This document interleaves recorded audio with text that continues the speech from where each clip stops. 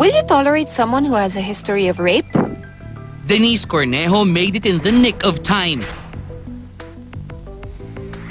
Lunes, April 14, nang ipag-utos ng Taguig Metropolitan Trial Court, Branch 74, na arestuhin sina Denise, Cedric Lee at iba pang mga kasama nila sa kasong grave coercion na isinampa ni Vong Navarro. Pasado alas 11 ng umaga nitong Miyerkules Santo nang magpiyansa si Denise ng halagang 12,000 pesos. Nauna nang mag-post ng bail noong Martes ng umaga si Jed Fernandez. Kasama ang kanyang abogado, iginiit ni Denise na patuloy niyang hinaharap ang kaso bagamat tumanggi siyang sumagot sa tanong kung siya ba'y magtatago o aalis ng bansa. As I said, I will face the music. So, etong patunbayan na nag-surrender ako for the grave coercions. Isang nangangalit pa ring Ginang Florencia na lola ni Denise ang humarap sa media. Wala akong masasabi kay Bong.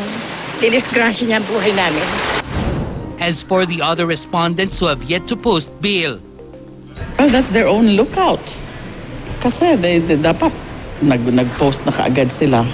Nag-post agad sila ng bail. Very reasonable naman yung amount ng bail. It's only 12,000. These are arrest warrants. They cannot just be disregarded. nauna kasi rito ang umano'y tangkang pagtakas ni Ferdinand Guerrero patungong Hong Kong madaling araw nitong April 14. Natsyempohan si Guerrero sa NAIA Terminal 3. Sa kabila ng pagsaklolo kay Guerrero ng kanyang abogado, hindi pa rin siya pinahintulutang bumiyahe. Matatandaang si Guerrero ang tumugon sa text message ng StarTalk noong nakaraang linggo kung saan sinabi niyang nakalipad na umano siya to an undisclosed country in Asia.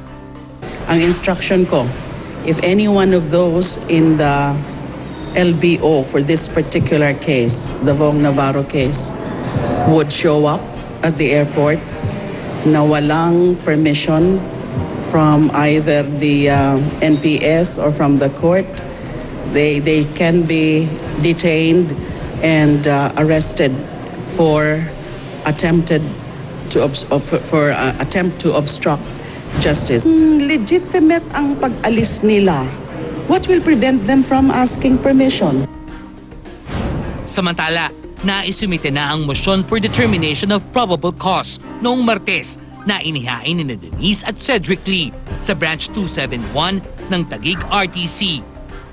Kaugnay ito ng kasong serious illegal detention kung saan may 10 araw ang hukom para resolbahin ang nasabing motion bago maglabas ng warrant of arrest para sa mga akusado.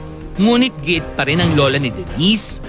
And will this harassment end? I only pray that justice be afforded not only to my granddaughter and the other rape victims, but to all Filipinos who believe in the rule of law and not of men. Kasabay ng panawagan ni Denise sa kanyang Twitter account, and we quote, Calling DOJ to be vigilant to judge. Will you tolerate someone who has a history of rape? Rapist can be anyone. unquote. Mula rin sa kanyang social media account, binatikos ni Denise ang isang TV station dahil sa umano'y pagkakanlong nito sa isang rapist, and we quote, Open your eyes. Alam ko hindi kayo papayag mapahiya kaya ginagawa nyo ang lahat. Kaya masyado na kayong kumpiyansa. Lalo nyo lang pinapalakas ang loob ng isang rapist. Hindi ako makakapayag dumami pa ang rape victims niya. Justice. unquote.